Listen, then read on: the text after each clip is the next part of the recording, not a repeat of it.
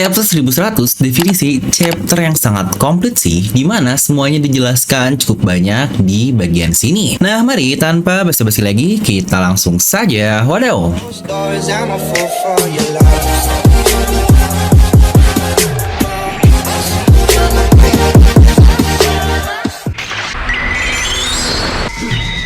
Nah, Garciplaser di sini kali ini kita akan membahas atau recap untuk One Piece chapter 1100 yang kira-kira akan ada apa saja di chapter ini. Nah, karena ini recap beda dengan review, jadi saya akan banyak tanggapan pribadi seperti yang banyak kalian suka. Ini murni penjelasan chapter saja. Jadi pastikan kalian tonton video sampai habis ya, agar tidak ada informasi yang miss dan juga setengah-setengah. Oh ya, sebelumnya juga saya mau update nih terkait donasi Stand with Humanity dari DNM dan Devil Nomi yang kami lakukan di minggu lalu. Bantuan Warrior of Liberation sudah meluncur guys ke Palestina sebesar 5,6 juta rupiah. Itu pun kami donasikannya melalui Basnas ya, platform resmi dari Indonesia. Dan untuk rinciannya sudah kami sampaikan secara lengkap di Instagram kami dnm.mers. Lagi-lagi buat kalian yang pengen lihat, jangan lupa untuk follow juga di akun tersebut. Sekali lagi terima kasih nakama para pejuang kebebasan yang sama dengan tema utama dari serial ini yang wadaw banget nih.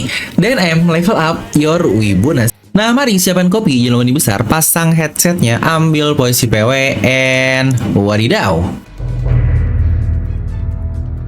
Dimana judul untuk chapter kali ini adalah Terima Kasih Bone, yang bukankah ini menjadi judul yang sangat red flag sekali. Dimana chapter dimulai langsung lanjutan dari chapter lalu, dimana Kizaru mendatangi lab Vegapunk bersama angkatan laut lain. Bahkan kita pun diperlihatkan X-Drake di sini, yang berarti dia berada di bawah Kizaru. Yang lucunya nanti mereka bertemu juga kan di Sagundi Archipelago. Dijelaskan di sini bahwa Vegapunk baru saja pindah ke bangunan gedung baru, itu pun setelah insiden dari Pang Hazard. Jadi Vegapunk sendiri tidak sadar kalau ada denen musi mata-mata yang diletakkan di dalam lab tersebut. Ya, ternyata antisipasi dari pemerintahan dunia membuahkan hasil, karena akhirnya mereka mendengarkan percakapan di antara Vegapunk dan Kuma. Di sini Kizaru membawa denen musi Saturn di hadapan Vegapunk karena Saturn ingin berbicara dengannya. Di sini Saturn pun berkata jika Vegapunk secara ilegal bernegosiasi dengan seorang bajak laut, walau begitu dia menyetujui jika Kuma akan menjadi medium yang sangat luar biasa untuk dijadikan klon. Makanya Saturn suka dengan kesepakatan mereka. Namun tentu saja tidak semudah itu.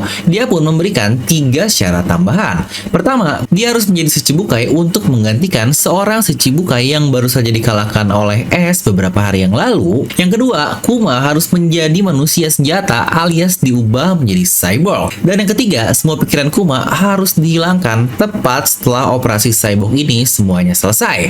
Vegapunk cukup kaget mendengar pernyataan dari Saturn ini karena menghilangkan akal secara full bukankah sama saja dengan membunuh seseorang. Dan Saturn pun dia menjawab balik perkataan dari Vegapunk, kau tidak ada di posisi yang bisa berargumen denganku, ilmuwan angkatan laut yang waduh, ini manusia emang sangat-sangat menyebalkan sekali.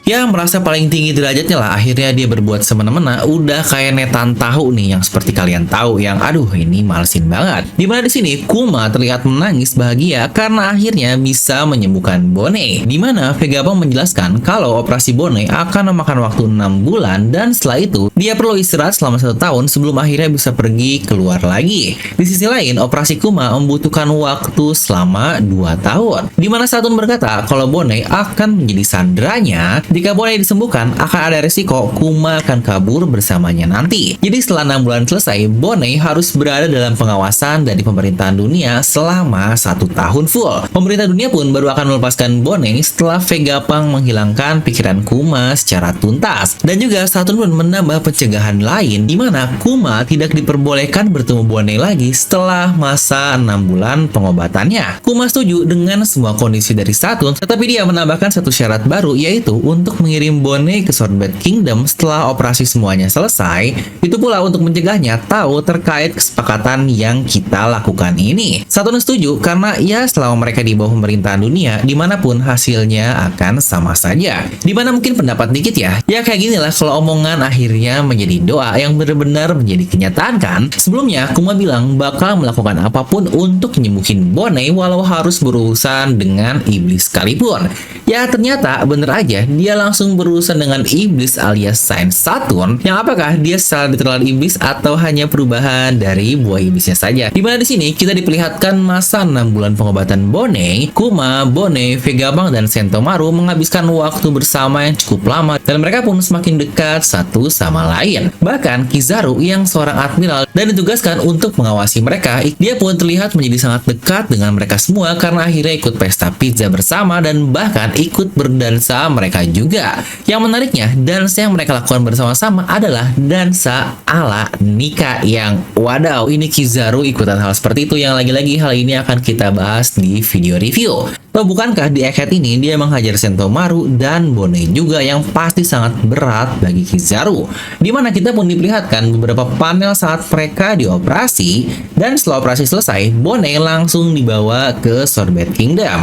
Dimana Connie sangat senang sekali bertemu dengan Bonnie kembali dan Connie pun menggunakan topi putih yang sama digunakan oleh Bonnie di Sabondi. Bonnie akan hidup di gereja itu selama setahun penuh di bawah pengawasan tim medis, tapi ia tentu saja tim medis itu adalah agen dari pemerintahan dunia alias bagian dari CPI yang diketuai oleh Alpha, seorang suster yang sangat seksi. Wadidaw. Kuma mengucapkan selamat tinggal kepada Bonnie dengan berkata, terima kasih telah lahir di dunia ini, Bonnie. Dan Bonnie pun hanya ketawa karena dia nggak tahu jika itu adalah kali terakhir Bonnie bertemu dengan ayahnya. Kuma pun kembali ke lautan menjadi seorang Shichibukai dan kita diperlihatkan beberapa reaksi dari orang-orang yang ada di lautan ini. Doflamingo pun bereaksi, Kuma sang tirani. Sepertinya kita mempunyai seorang villain lagi nih di pihak yang sama.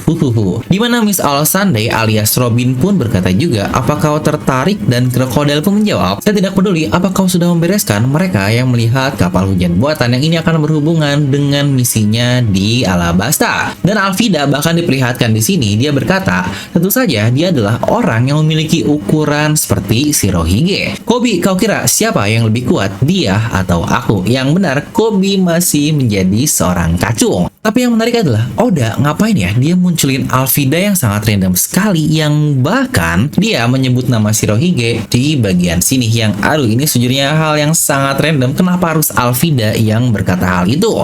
Dan di kapal Shirohige sendiri, Ace dan Jinbei membicarakan Kuma bersama dengan Shirohige, Marco, dan Teach, di mana Ace berkata, hey Jinbei, pengganti telah dipilih, bagus sekali. Dan Jinbei pun merespon, hah bisa-bisanya kau yang ngomong seperti itu. Padahal bukankah lagi-lagi Ace lah yang membuat insiden terjadi alias dia yang mengalahkan seorang Shichibukai. Jinbei berkata lagi, mantan raja, kita sudah punya satu nih yang seorang raja. Dimana dunia bajak laut pasti benar-benar akan berubah. Yang tentu saja sosok yang dimaksud adalah Doflamingo karena dia adalah raja dari Dressrosa. Dan sedikit info tambahan buat yang belum tahu, Ace juga sebelumnya pernah ditawari untuk menjadi seorang Shichibukai, tapi tentu saja Ace menolak dong untuk menjadi hal itu. Ya mungkin salah satu alasannya adalah karena dia yang mengalahkan salah seorang Shichibukai yang kita dapatkan di sini, dan akhirnya bukan Ace yang menjadi Shichibukai tetapi Kuma lah yang menggantikannya. Di mana Hancock pula diperlihatkan di sini dengan berkata, aku tidak peduli dengan itu semua. Atau bukankah aku juga tidak akan pernah menghadiri rapat mereka?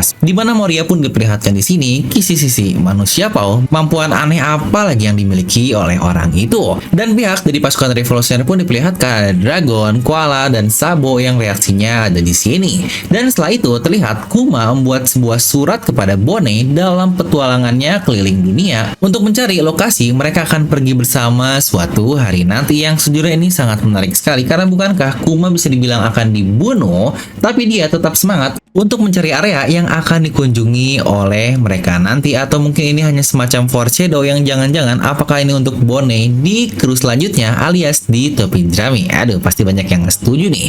Dan di halaman terakhir terlihat Luffy di usia remaja sedang berlari dari kejaran harimau di hutan. Dia pun berkata, si dia sekarang sedang marah. Dan di panel terakhir terlihat jika kapal Kuma sudah sampai di desa Fuchsia, Kuma pun menerima panggilan dan musi dari agen pemerintahan dunia. Bartolomeo Kuma, kami punya perintah untukmu. Kau sekarang ada di mana? Dan Kuma pun menjawab, aku ada di X-Blue. Apa perintah darimu? Dan chapter pun ditutup dengan panel terakhir dari Kuma itu. Ya benar, seperti yang kita singgung di spoiler kemarin, ini harusnya di momen Luffy masih berada di desa Fuchsia karena timelinenya kurang lebih berada di 3-2 tahun yang lalu, yang itu pun bertepatan dengan Luffy yang belum pergi berlayar karena insiden Panghazard terjadi 4 tahun yang lalu dan butuh 6 bulan pengobatan dari Bonnie dan beberapa hari atau bulan berjalan yang Kurang lebih bahkan masih di timeline 3 tahun lebih lah dari yang kita dapatkan sekarang. Yang untuk paralelnya pun sangat serupa sekali. Sudah join Shirohige, Luffy masih di desanya, Kobe sudah di Alvida, dan masih banyak lagi. Yang kira-kira apa nih yang akan Kuma lakukan di Desha Fusa? Karena bukankah ini sangat-sangat random sekali?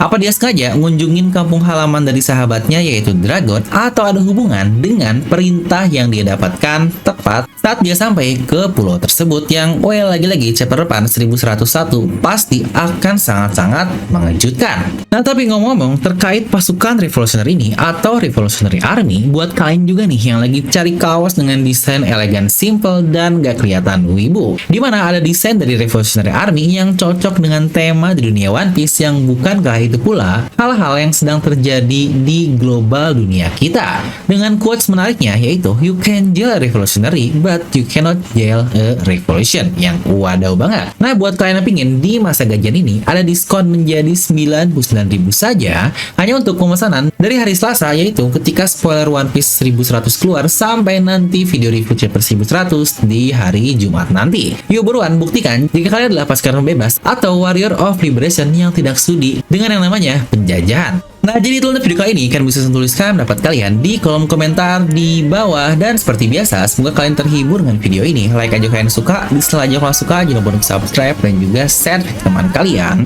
Gue Devin pamit, and I'll see you guys next time.